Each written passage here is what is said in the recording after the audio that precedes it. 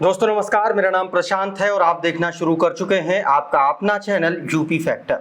साथियों, अखिलेश यादव और समाजवादी पार्टी ने हरियाणा का जो विधानसभा चुनाव था उसके नतीजे आने के बाद तुरंत एक बड़ा ऐलान कर दिया है, बड़ा फैसला कर दिया है।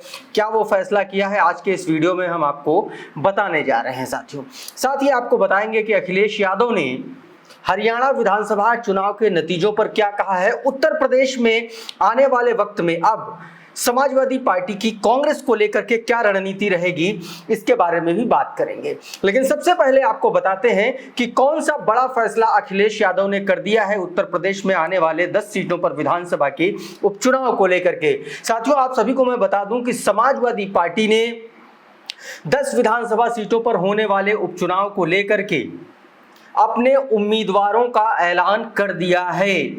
किस सीट से कौन उम्मीदवार होगा, इस पर अब समाजवादी पार्टी ने मुहर लगा दी है। सबसे पहले मैं जल्दी आपको बता देता हूं कि किस सीट से कौन कैंडिडेट चुनाव लड़ेगा।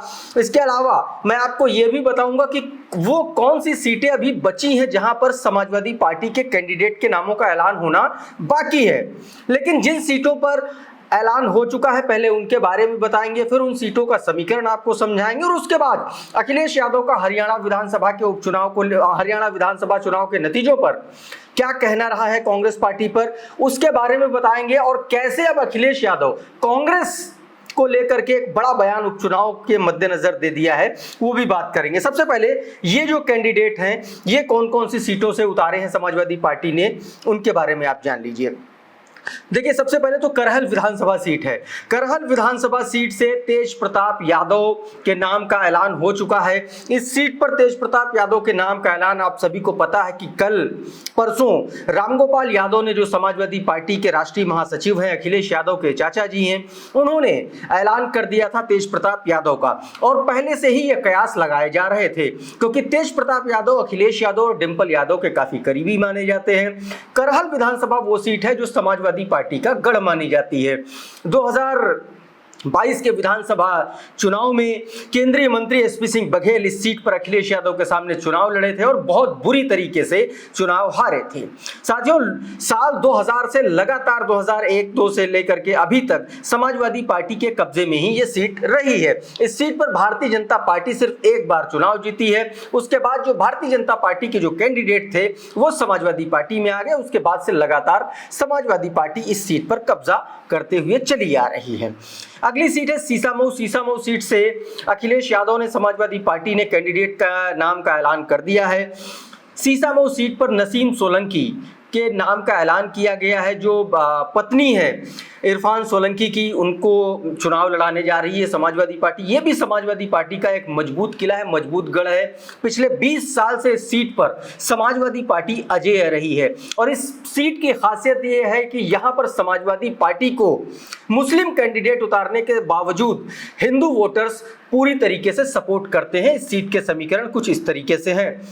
अगली सीट की बात कर ले, फूलपुर से मुस्तफा सिद्दीकी को यहाँ से समाजवादी पार्टी ने उम्मीदवार बनाया है। 2022 में भी इन्हें सपा ने उम्मीदवार बनाया था और बहुत कम मार्जिन से ये सीट समाजवादी पार्टी 2022 में हार गई थी। मेरे ख्याल से 2000 के आसपास वोटों के अंतर से सिर्फ ये सीट समाजवादी पार्टी हारी थी। 2024 के लोकसभा चुनाव में लोकसभा जो सीट पड़ती है साथियों, ये फूलपुर में, इस सीट पर मैं आपको बता दूं लगभग 18,000 वोट से लीड बना करके गई थी समाजवादी पार्टी यहां से। तो ये सीट समाजवादी पार्टी के लिए सबसे फुल प्रूफ है। माना जा रहा है कि इस सीट पर एक बार फिर से समाजवादी पार्टी का कब्जा हो सकता है। इसके अलावा साथियों मिल्कीपुर से प्रत्याशी का ऐलान हो चुका है। अजीत प्रसाद, जो अवधेश प्रसाद के बेटे हैं, उनको कैंडिडेट बनाया गया है। आपको पता है कि अवधेश प्रसाद जो है वो अब सांसद हो चुके हैं। फैजाबाद लोकसभा सीट से, अयोध्या से वो सांसद हैं और समाजवादी पार्टी ने जीत का जो गिफ्ट है वो उसके तौर पर अवधेश प्रसाद के बेटे को समाजवादी पार्टी से उम्मीदवारी के तौर पर मैदान में उतारा है उपचुनाव के लिए। तो अजीत प्रसाद मिल्कीपुर से कैंडिडेट होंगे, नाम का ऐलान हो चुका है। इसके अलावा कटहरी से साथियों शोभावती वर्मा को उम्मीदवार बनाया गया है। आपको पता है कि जो कटहरी से जो विधायक थे लालजी वर्मा वो अब सांसद बन चुके हैं अम्बेडकर नगर से। ये लालजी वर्मा की पत्नी है, इनको समाजवादी पार्टी ने कैंडिडेट बनाया है।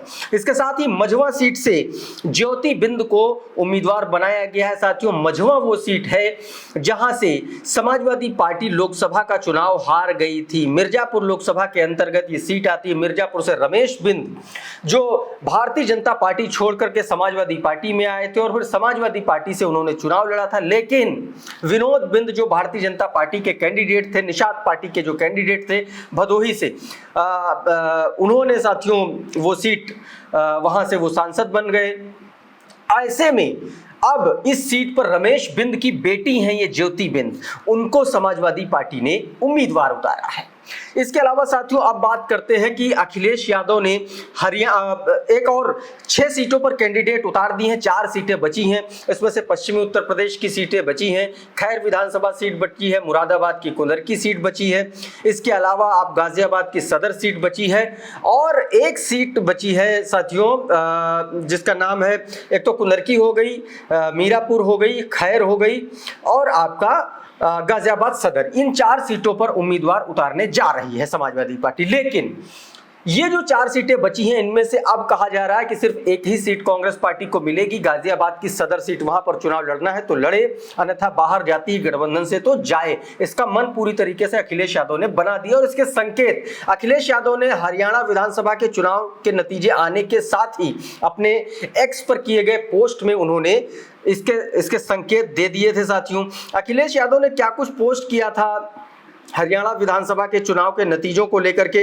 वो मैं आपको एक बार बताने और समझाने की कोशिश करता हूं कि क्या कुछ उन्होंने कहा था कि जिसके बाद से लगातार ये कहा जा रहा था कि अखिलेश यादव जो है वो माफ कीजिएगा समाजवादी पार्टी और उसकी आईटी सेल ने सीधे तौर पर ये कहा, चर्चा हो रही है कि अब समाजवादी पार्टी सिर्फ एक सीट कांग्रेस को देगी, अगर वहां से चुनाव लड़ना है तो लड़े, अन्यथा कोई इससे ज्यादा सीटें नहीं मिलेंगी। और अखिलेश यादव ने 6 सीटों पर ये कैंडिडेट अपने उतार करके अपने इरादे जाहिर कर दिए हैं कि ये तो हमारी हो गई। इसके अलावा जो बची 4 सीटें हैं, इसमें से एक सीट सिर्फ आपको मिलेगी, अगर आपको चुनाव लड़ना है तो लड़िए।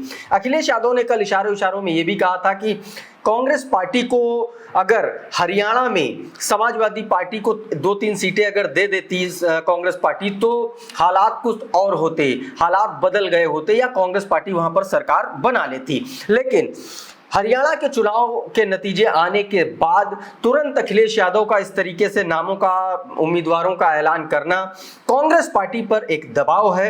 आने वाले वक्त में उपचुनाव में अब आगे की क्या रणनीति होगी ये फिलहाल वक्त बताएगा, लेकिन अखिलेश यादव ने अपना संदेश, अपना मैसेज एकदम क्लियर कर दिया है कि उपचुनाव में अब बहुत ज्यादा बार्गेनिंग की गुंजाइश कांग्रेस पार्टी के पास बची नहीं है। साथियों, अभी के इस वीडियो में फिलहाल इतना ही। हमारा ये वीडियो आपको कैसा लगा हमें कमेंट बॉक्स में जरूर बताइए। अगर ये वीडियो आपको अच्छा लगा तो इसको लाइक कर दीजिए, इसको शेयर कर दीजिए और अगर आप हमारे चैनल पर पहली बार आए हैं तो हमारे चैनल को सब्सक्राइब कर लीजिए, बेल आइकन दबा दीजिए ताकि इसी तरीके के वीडियोस आपको सबसे पहले मिलते रहें। साथियों, बहुत बहुत शुक्रिया, बहुत बहुत धन्यवाद। आप जुड़े रहिए यूपी फैक्टर के साथ। नमस्कार।